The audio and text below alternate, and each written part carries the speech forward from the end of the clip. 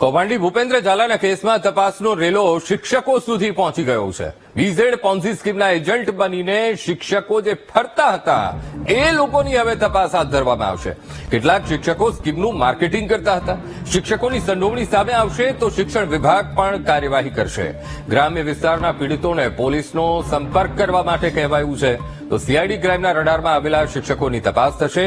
ખેડ બ્રહ્માના શિક્ષકે રોકાણકારો પાસે લાખોનું રોકાણ કરાવ્યું હતું, ત્યારે હવે આવા શિક્ષકો જે પોન્ઝી સ્કીમના એજન્ટ બનીને ફરતા હતા તેની પણ હવે તપાસ કરવામાં આવશે.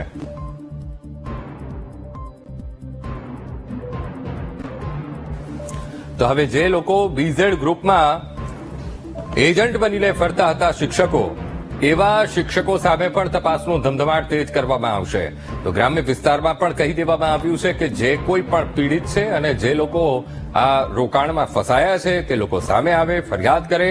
ખેડ બ્રહ્માના શિક્ષકે રોકાણકારો પાસે લાખોનું રોકાણ કરાવ્યું હતું, ત્યારે હવે શિક્ષકો સુધી તપાસનો રેલો પહોંચ્યો છે.